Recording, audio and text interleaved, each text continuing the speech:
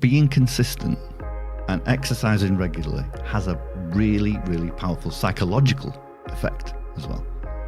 Because each workout you've completed changes your identity incrementally towards the person that you want to be. And that's a healthy and fit. Welcome to the Middle-Aged and Miserable podcast. Yes, and please subscribe to us if you like this content so that we can get more people to enjoy this content. Lovely.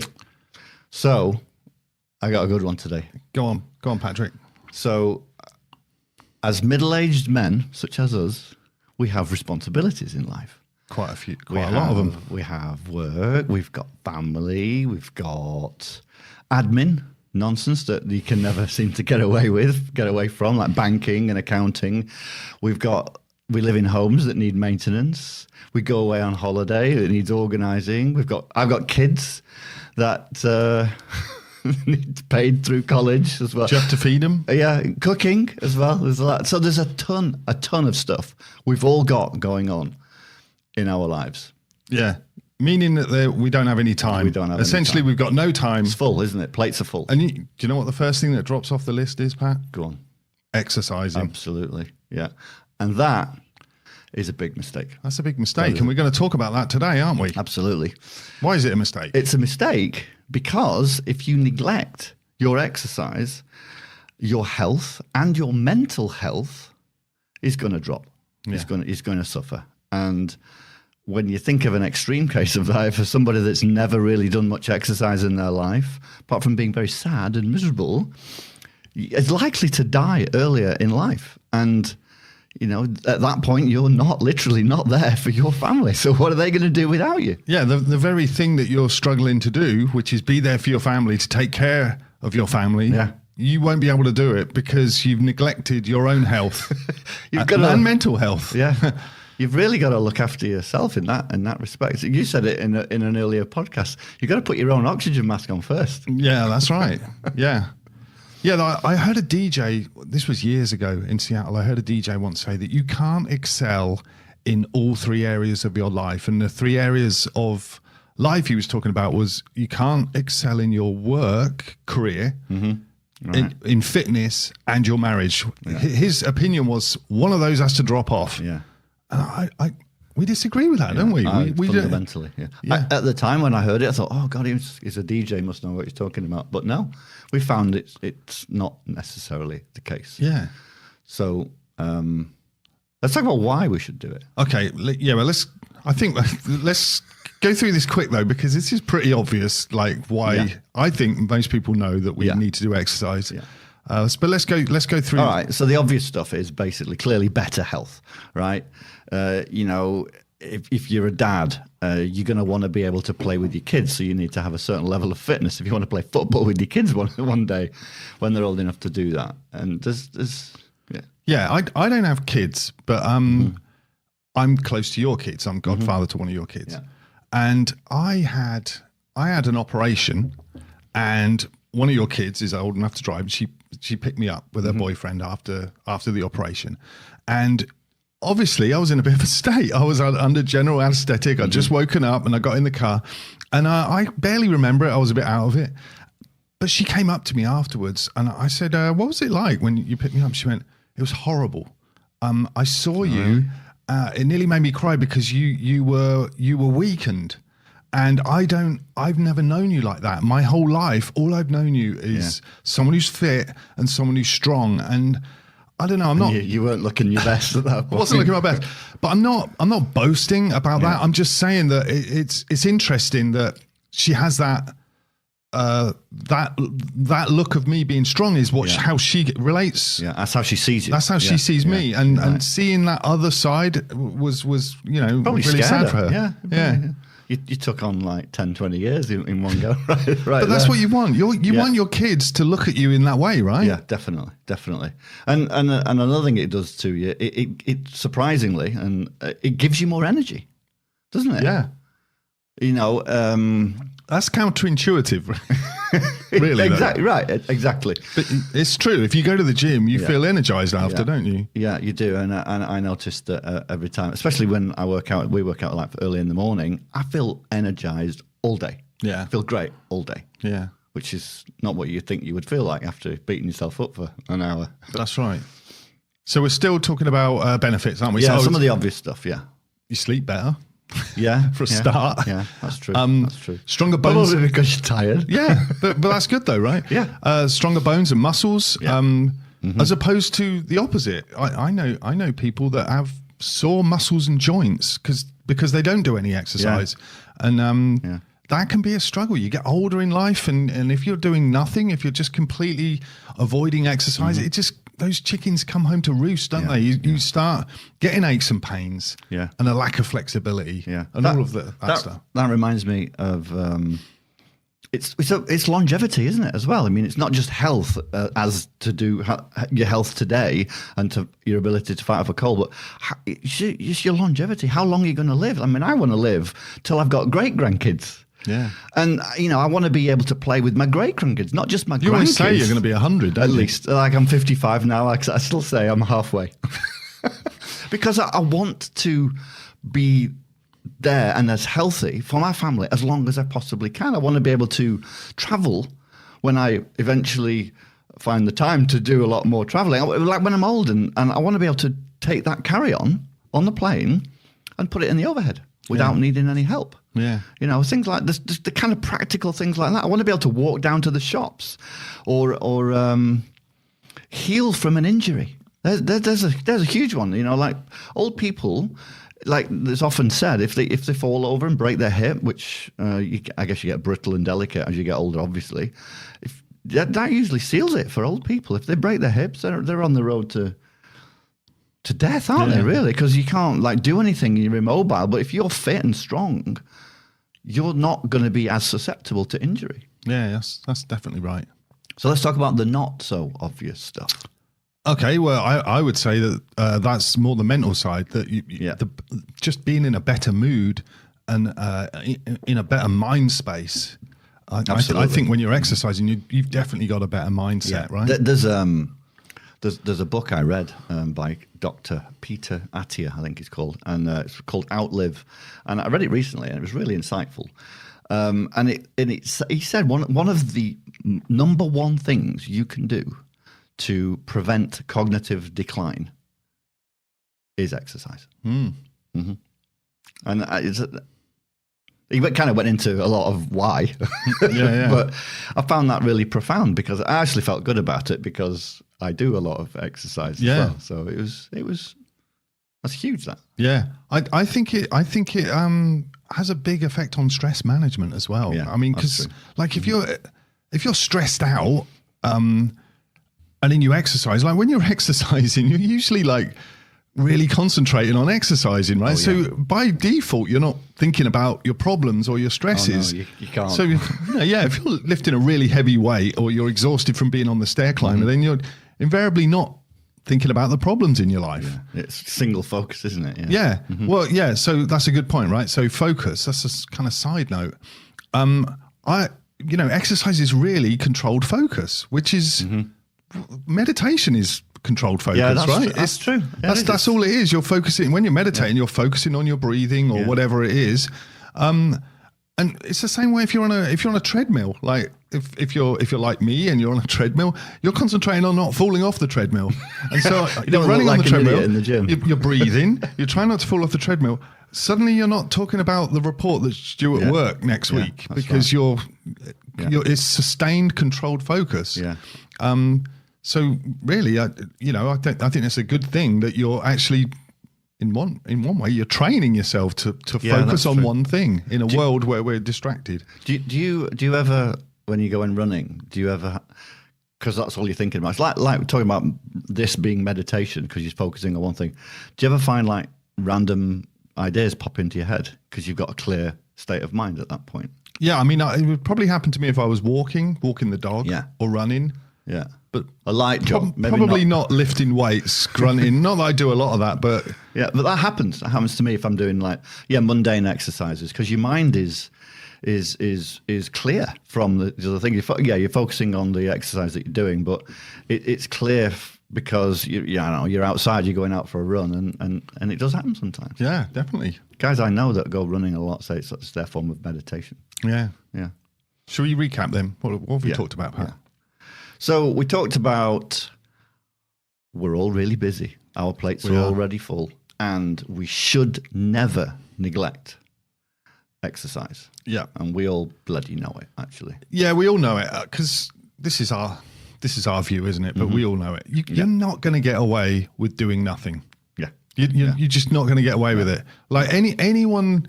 Not for very long, anyway. No, it's going to come back to bite you. So anyone you can consider to be crushing it in life, whether that's in terms of success, or if they're just happy, or if they're living a life of purpose, or living a life of meaning, anyone doing well in life, they all seem to be working out. Yeah. And they all seem to be exercising. Yeah. Successful people generally, who successful and happy people who are living any form of purpose, and I'd like to consider us in that bucket, are all doing some form of exercise. Yeah. Without a doubt. Miracle Morning talks about it, right? Miracle Morning, how Elrod, the author, he went around interviewing all these successful people and found that they all did one or all of 6 things. He calls them savers, doesn't he? Yeah. One of them was exercise. Yeah. Yeah. You know? I read once Richard Branson, he swims around his private island every morning for a bit of exercise. I mean, we haven't all got private island. No, I don't know if he still does it. It'd be nice to swim around your private island, wouldn't it? That reminds me of a book. Tim Ferriss wrote a book called Tribe of Mentors, and I think over many years, he'd interviewed a bunch of really, really successful people, and I'm pretty sure every single one of these people he interviewed are doing some form of exercise. Yeah. And these are like hundreds most successful people you could think of, both in business and in sports. Obviously, you're doing exercise, but they're all doing a form of exercise. Yeah, it's definitely a common thread. And we've chatted about this, haven't we? Like, when do you think the average age of the average person, when do you think they run for the last time? Because we talked about this last night. Yeah, for a lot of people, it's probably young. Yeah, high school. Yeah. Yeah. Maybe. Yeah. I mean, hopefully not. How we said we can, because we were doing some hard sprints at the workout yesterday, and we were saying as we were having a drink afterwards, I reckon most people, like the top 0.1%, are doing that, are still sprinting and running. Guys our age, most people we know haven't run since high school. I reckon that's true. Maybe not. Yeah. I mean, I'm a bit on the fence on sprinting. I don't think you should hurt yourself, because we're going to talk about this later. It's about consistency, so you shouldn't be. Sprinting's probably not the best thing. All right. But I was going to say, we work out with someone. We worked out with him this week, and he's 81, isn't he? Yeah. And we do boot camps and stuff. He can't do everything, but he's still running. He does. That is so inspirational. Yeah, and I think, instead of, we just mentioned, we wonder when the age is when people run for the last time. Yeah. I want to be around people that are doing that at 81. Yeah, there's another guy that's 71. Yeah. That's doing it. And we can barely keep up with him. And I want to see that. And that's one of the advantages I think we have, because we do work out with others. Right. Of all abilities. Some people are way fitter than us, and some people are way older than us. Yeah. But I think that's one of the advantages to working out in a group, because that inspires me, because I'm looking at that thinking, I want to be that age and still able to do that. Yeah. They're also, let's not neglect a form of exercise, stretching. They're also, you've got to stay mobile as well. They're not just doing weights and sprinting and things like that. They're one of, like the 81-year-old guy that we know, he's always been stretching. Yeah. In fact, he said to me that he's always been doing some form of exercise throughout his entire life, but he attributes a lot of that later on in life, a lot of that to stretching. Yeah. Helps you stay mobile. Stretching is horrible, isn't it? You just have to do it, though. Speaking of what to do, let's talk about some examples. Yeah, so what should you do? Well, so it's no surprise. It's not like a surprising thing to say that not everyone wants to work out. No, I don't even really want to work out, if I'm honest. Yeah, really. so it's ideal, not always possible, but it's ideal if you can find a fitness activity you like. Yeah, or that you can tolerate. Yeah. But because otherwise you're not going to do it consistently, are you? Well, that's the thing. You see, you're gonna use that as an excuse to put it off if you don't like it, or you're not very good at it. So, and that's the key thing that you just said. You've got to do it consistently. You can't just go once a week. You've got to do it consistently. So it's really important that you find a form of exercise that I would say more than tolerate, that you can kind of you can deal with without actually not looking forward to getting up the next morning. And ideally, it should be something that you're good at as well, really. Yeah, because I think if you're good at it, then you're probably more likely to do it. Like flexible people, they like doing yoga, don't they? I think in general we all Which do is what not we're good like at. you. We all do. No, I'm terrible at yoga. I'm really bad at stretching, and so I don't do yoga. You could argue that people that do yoga don't need to do yoga. They're all so good at it. Right, that's true. Yeah. I should be doing yoga, but people who are slender, they like running. Yep. I'm into boot camp because I don't know, it just suits my body shape or something. But then muscular people like weights. Like you don't mind weights, do you? Yeah, I don't mind. You said muscular people and pointed to me. That's really. No. I mean, but yeah, I've done it before and I don't mind it. I can do weights and I don't actually mind going to the gym. The weights room in the gym is not my happy place. It's super intimidating to me. That's just not. It's not a nice place for me. But for some people, it's their thing, isn't it? Yeah. Yeah. So if you don't like sports, for example, you can find an exercise that that you're good at that you can tolerate. There are some sports that I used to actually enjoy doing at the gym, which was like racquetball. There's all racquetball courts at the gym. I just love that. People play basketball at the gym. Anything that keeps you moving is really, really good for you. Plus you're with others doing that as well. Exactly. Hiking is another one. We live in a beautiful part of the world here in the Pacific Northwest in the States, and it's just some fantastic hiking. Yeah. You got to. One thing I'll say about that though is it's got to be something you can do consistently. So hiking's great in the summer, but is it going to work when it's snowing? Maybe not right in the winter. Yeah, that's true. Yeah. But I don't know. Maybe there's a way you can do it in the winter as well. Yeah. There's a lot of across the board. There's a lot of opinions about what you should do, what you shouldn't do, and I think again this same book that I'd read, and you can't really get away from doing some form of resistance training, like muscle work. Because just running, it's just going to do your cardio, and you're going to find it hard while you're doing it, and you're going to burn fat and burn calories while you're doing it. But once you've stopped doing that and your heart rate's recovered and you sat back at your desk or whatever, having done that cardio, the benefit's kind of gone at that point. And I've found that whenever I used to go to the gym and have weights as part of the routine, particularly heavy weights, safely, but heavy weights, I would be starving for the rest of the day. Yeah. Like even the next morning, I'd still want a big breakfast. So it's clearly doing something to my body that is still burning calories, and it's great for the joints and your stability and flexibility and burning calories while you're on the couch. I love that. Yeah. All right. So when should you do it then? Well, we've got some pretty strong opinions on that, and that's something that we've come to adapt into our lives. And for us, early in the morning, stupidly early in the morning. We do it at 5:30 in the morning. We'll be working out. So I'm getting up at 4:30 in the morning just to get ready and go to the workout.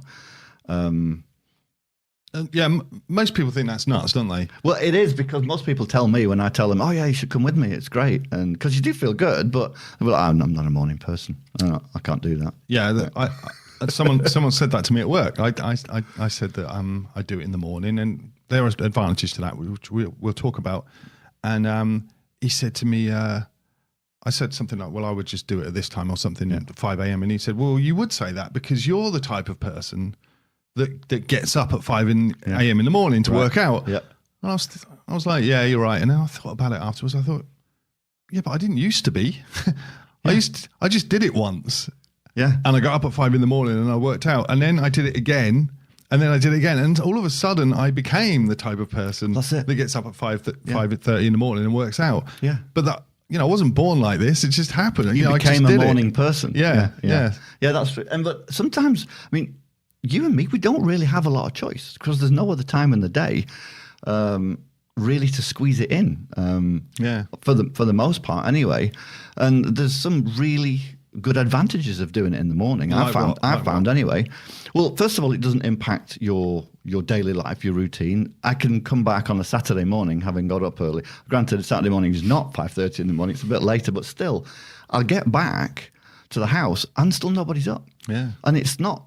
It might be like 8 o'clock in the morning at that point or whatever, but you've still got the day ahead of you. So you're not impacting anything to do with the kids. It's what's going on at the weekend. I've still got a head start on the weekend or during the week. You're doing the 5:30 ones. You're not impacting your work schedule as well. So that really left me with no choice to do it in the morning. Plus, I feel great all day. Yeah, and I always think that the evening is always problematic because it's out there, isn't it? And a lot of stuff can happen in the day between getting up and the workout. You could have you've got a multitude of things that could come up and derail you, and the kids have got to do this or something. You got to go to the supermarket, and you've got a day to think about some great excuses. Exactly, as well. And we're good at thinking of excuses, aren't we? That's true. Even if it's just I'm tired. Even if you can't think of an excuse, you can just say I'm tired. I've done that. But it's you feel crap after not doing it. It's so it's best just to commit to a time we think and get up earlier if you have to, right? Yeah. And like I said, I just feel awesome all day having done that. Another thing that I think is really, really important, this is how I've adapted it, in fact, into my schedule, is it is like this immovable rock. It's a milestone in my daily schedule that I fit the day around it. This is like, there is no choice. I'm going to work out at this time. It's in the schedule. The rest of the day has to fit around it. And if you adopt that kind of attitude, you won't come up with those excuses of, well, I'm a bit too busy today. I can't really squeeze it in. No, the day has to fit around exercise. Yeah. Because it's just too important. Yeah, you've also got to remove roadblocks. Like, don't make it difficult to get to the gym, or when you go to the gym, there's it's the time when there's going to be all that traffic, and you'll talk yourself out of it. Or if you work out in the morning, put the stuff out ready. I always put it out. I do it in the evening. It's already out. Right. That's right. There's no way you want to get up. You get up 5 minutes later and you haven't got your stuff out, and then suddenly you're like, oh, then you've got a good excuse. Yeah. So you got to remove roadblocks as well, right? Yeah, that's true. Yeah. And we touched on it, Pat, but I think it's a good idea to work out with others. Oh, that's huge. Because working out alone, it just requires a lot more drive. And if you lose that drive, you might stop. So when you're with someone else, it helps you get out there and do it. That is invaluable. I can't emphasize that strongly enough. Having you, knowing you're going to be on my driveway, picking me up in the morning, it's a huge accountability to get me out of bed. I can't, because I can't let Chris down. I've got to do this. Even though there's mornings where had you not have been there, I would have probably gone, I'm just too tired. It's too early in the morning. And that accountability is invaluable. Plus also, you push harder during the workout. Yeah. When you're working out with somebody else. Definitely. I found that to be true as well. And at the gym, you're not a gym guy, so you'd rather go with somebody to feel a little less intimidated. And a lot of people feel intimidated in the gym because it's an intimidating place. So if you're going with somebody, it really, really helps. Yeah, it definitely does. So should we talk about F3 quickly? Yeah. Because we do F3 and we keep bringing it up. It's important. We probably mentioned it already. But so what is it? F3 is fitness, fellowship, and faith. That's what it stands for, basically.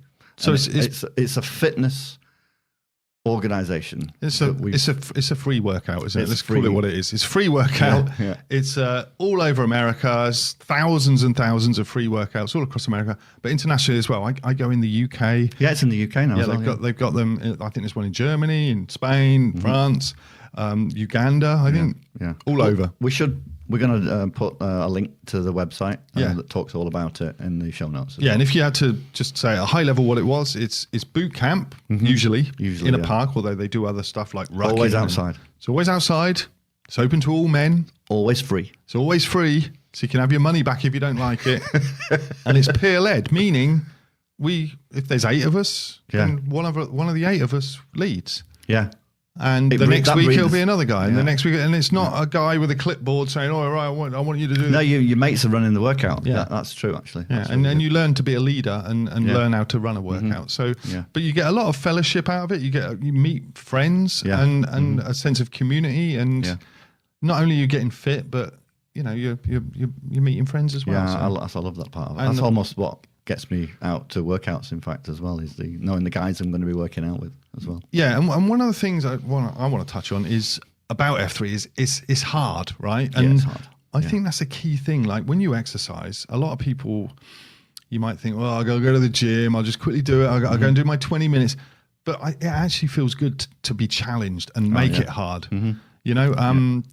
You used to go to the gym with your buddy, didn't you? Yeah, so I was a buddy of mine I used to work with. He was an ex-powerlifter, and he knew all about the right techniques and stuff. And he took me under his wing, really, at the gym. And he would push. He would push me safely, but he would push me hard to lift. Like I was lifting weights that I didn't think I was ever capable of doing. And after you've done that, you feel strong and you feel accomplished that I've done something really hard. And we have a saying in F3 that when we're lying on the wet ground in 5:30 in the morning, why do we come to F3? Because men like us don't get up for easy. Yeah. I mean, F3 is usually early morning. It's usually dark. Usually raining in the Pacific Northwest. We're using cinder blocks. It's muddy. Yeah. But I don't know. It's horrible when you're doing it. But afterwards, when you're sat in a meeting at work or something, you think, wow, I was doing cinder blocks on my back in a puddle earlier. And I think mental toughness and grit is something that we're missing. We live very easy lives. Yeah. We sit in air-conditioned rooms in a cubicle or in a heated house with watching Netflix on a couch. It's good to have a bit of grit. Yeah, definitely. That's sadly lacking in today's society, that's for sure. Yeah. But let's talk a bit about consistency as well, because we've talked a lot about what to do and when to do it. How often? Well, you got to working out once a week isn't going to work. I'll tell you that. No, it's not. It's got to be consistent, rain or shine. Yeah. For me, I do it 3 times a week. I aim 4. Sometimes it'll be 3, but I've found that just to maintain a certain level of fitness and weight, a minimum of 3 times a week. Yeah, no one ever really got fit or lost weight by exercising sporadically. No, it's better to exercise for shorter durations on a regular basis than just doing something strenuous on an irregular basis. Yeah. Plus, you end up getting injured when you don't do it consistently. Yeah, that's right. Mm-hmm. There's something else though. Oh yeah, about being consistent. Go on. So being consistent and exercising regularly has a really, really powerful psychological effect as well. Because each workout you've completed changes your identity incrementally towards the person that you want to be. And that's a healthy and fit person. Yeah, I love that. That's profound. I love that. Words. I love that because it is about changing your identity. It's about becoming a fit and healthy person as opposed to I'm going to stay exactly the same as I am, but I'm just going to shoehorn a bit of exercise in here. Yeah. It's a lifestyle choice, right? Exactly. Yeah. Yeah. I think that actually hits the nail on the head of the importance of committing to it. Like we've got a friend who says, "Yeah, I'll come out and do F3 when the weather's nice." When it's nice weather. But you got to ask yourself, like, are you making a commitment to being fit or not, or is the level of your fitness commitment based on whether the sun is shining or not? Yeah, because fitness. You're out of luck if you're living here. Yeah, same with the gym. Are you committed to going 3 or 4 times a week, or are you going to let life get in the way and make excuses? Yeah. That brings me to you've got to change who you are. In fact, if you commit to being a fit and healthy person, which is essentially the message that we're trying to convey here, that everybody should aim for, you've got to change your identity. Yeah, you can't just be that person that is the same person, but I'm just going to work out when I can squeeze it in. You've got to be someone who, because we're all busy, you've got to be someone who is committed and identifies with whatever you decide to do. So if you want to run as your form of exercise regularly, then you need to tell yourself, I am now a runner. Yeah. That's how you got it. I am It's part of who I am. It's something that I do on a regular basis. That's how you should do it. That's how you should approach I it. love that. You make your exercise a key part of your routine and your identity. Yeah. Mm-hmm. You know, it's just you can't look at exercise as something you do when you just want to lose a few pounds. No, because that's never worked, because people just stop doing it. That's why gyms are always busy in January, and in February they're empty. Yeah. Yeah, and you can't look at exercise or probably a diet as a temporary thing that you do every so often. 'Cause there is no summit, is there? It's not like you do this exercise or you do this diet and then suddenly there's a flat bit and you just get to chill out. I've reached my goal now. Yeah, you just get to stop. You don't have to do anything then. You just maintain, because there is no maintaining. It's always like life in general, in anything in life, especially with fitness, you're always on that gradual upward slope and you have to just keep working on it. Because if you stop, you go back. Yeah. It's like, I liken it to walking up a downwards traveling escalator. If you stop putting in effort, you're just going to keep going back down. It's like that. And I've thought about this, why we constantly have to introduce exercise into our lives.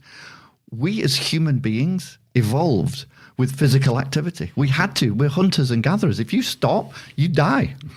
So as humans, it's an important part of our life to have some form of physical activity in it. And now we're all sat behind desks. I know. We said it earlier. You're not going to get away with doing nothing. No, not at all. None of us are going to get away with doing absolutely zero on the exercise front. You've got to have a goal to aim for, to make this a success in any exercise, and it's got to be a specific goal as well. You can't just I want to lose weight. Yeah, I want to lose some weight. That's like one of those loose goals that you can easily achieve by losing 1 pound. Yeah. I'm not going to drink water for a couple of days or a day. Yeah. And a goal can inspire you as well, because we got buddies that started going to the gym. Mm-hmm.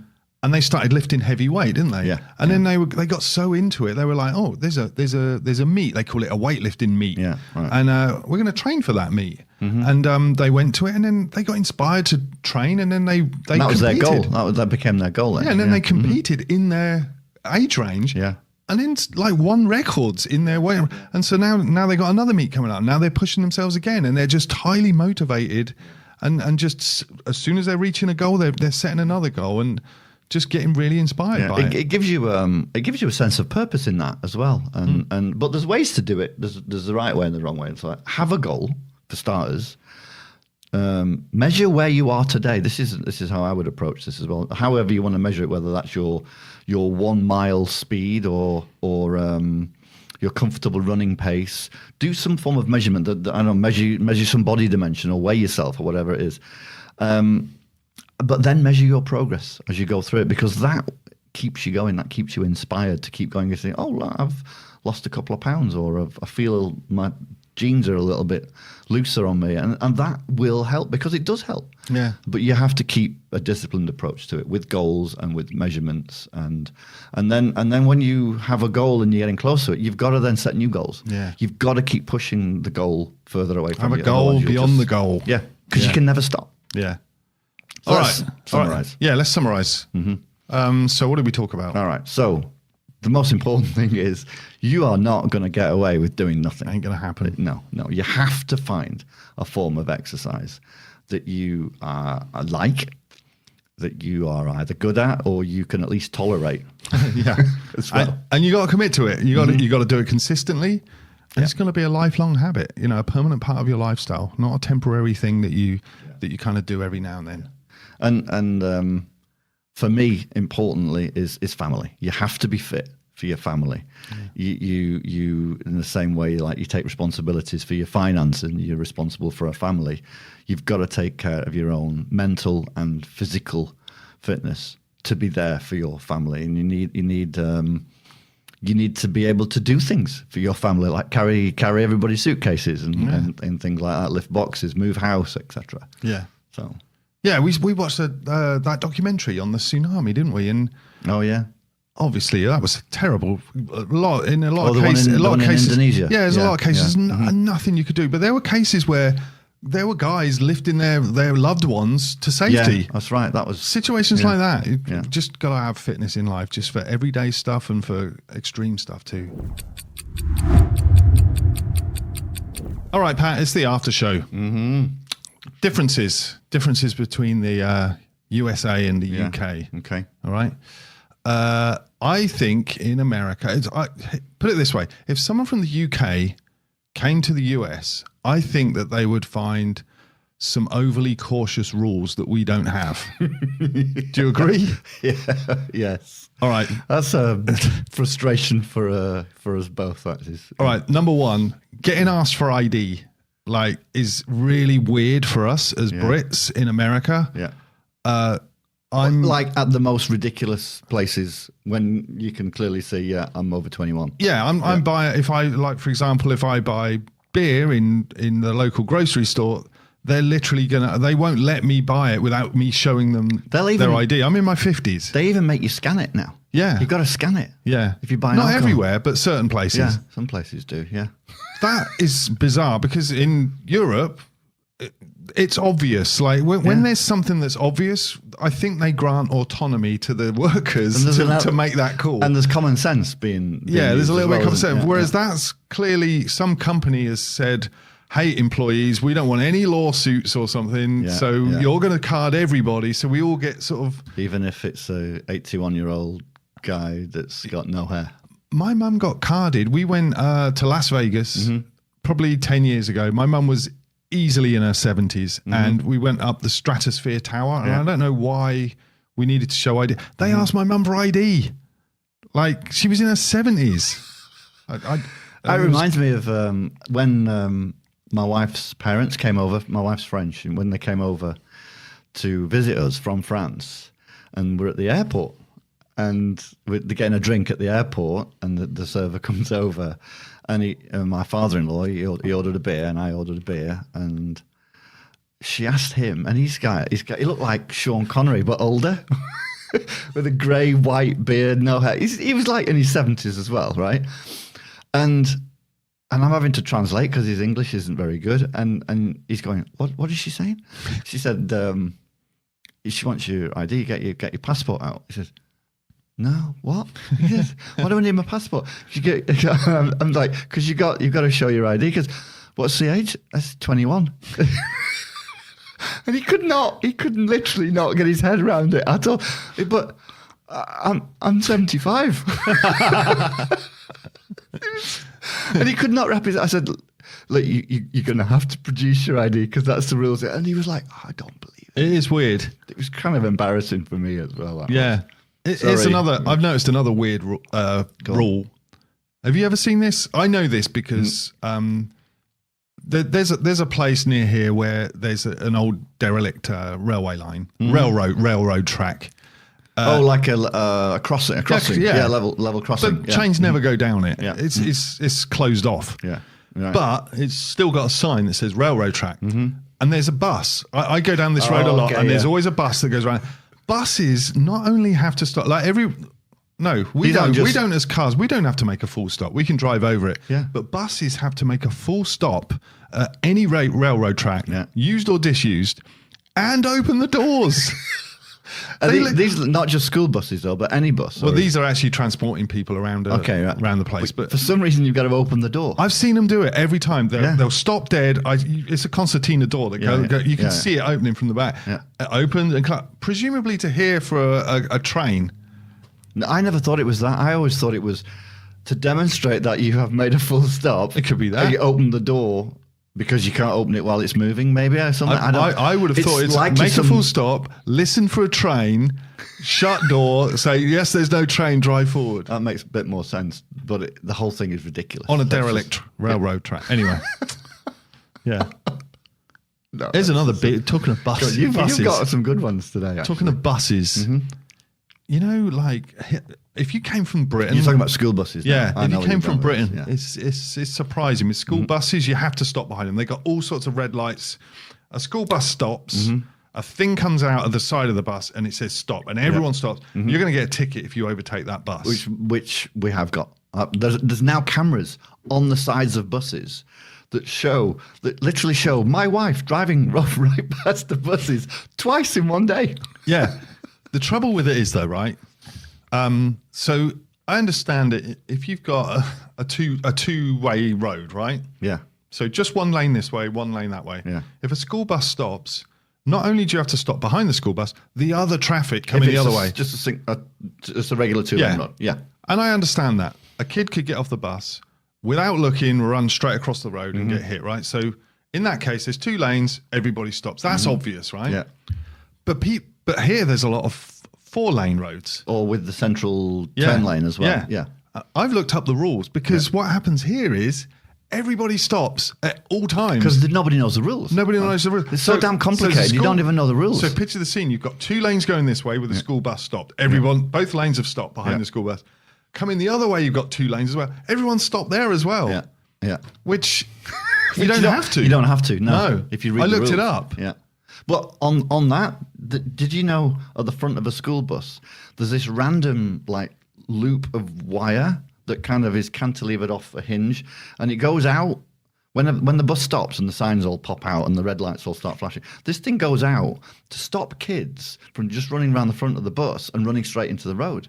So there's already provisions in place to stop kids, because it's like this little barrier. I mean, it's not like a super strong thing, but it's just enough to just prevent kids from being idiots and just driving and running straight out into the road. I didn't know that. So there's provisions for that, as well as literally everybody else in the neighbourhood has to grind to a halt to let the kids, blessed little kids, cross the road.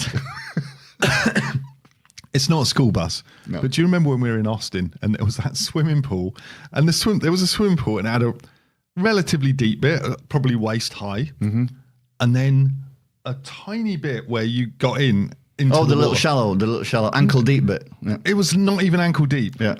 Shall I tell you why I know that? Why? Because I took a photo of it. Because it said 7 inches deep. Because on the other bit it said, I don't know what it said, 3 foot, right? Right. And then it said and it was a huge area. It was like a real gradual get in there. Yeah. It said 7 inches, no diving. I mean, okay, and maybe I can just about understand it on the 3 foot bit. 3 foot, no diving. Okay. I mean, you could see it was like a puddle, and it said no diving. There is an argument for letting people do stupid stuff, but remove all these crazy signs and precautions, just to let Darwin evolution kind of take over and let these people just wipe themselves off the face of the earth. If you're stupid enough to dive into 7 inches of water, I think it's lawsuits. I think we're in this mess because of lawsuits. It is very much like that. Okay, so we've brought up some USA rules, but you know, in the UK, if someone was coming from the US and going to Britain, I'm sure they would be shocked how many cameras there are in London. Cameras, yeah. Well, no, or just cameras in general. There are surveillance cameras. Like apparently, London is one of the most surveilled cities in the world. I looked it up. There's 600 to 950,000 cameras in London. In London? Yeah. Really? Yeah. That's not including all of the cameras that we've got in our pockets. No. These are like closed-circuit TV cameras. Yeah. In London. Yeah.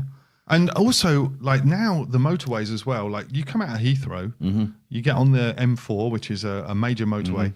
They closed the shoulder because they wanted more lanes. And so now they got what they call a smart motorway. Right. So if you ever break down, there are cameras everywhere. You'll be spotted and someone will come along. Okay, right. There is a little lay-by every now and then, but the idea is that you'll be spotted because you're always on camera.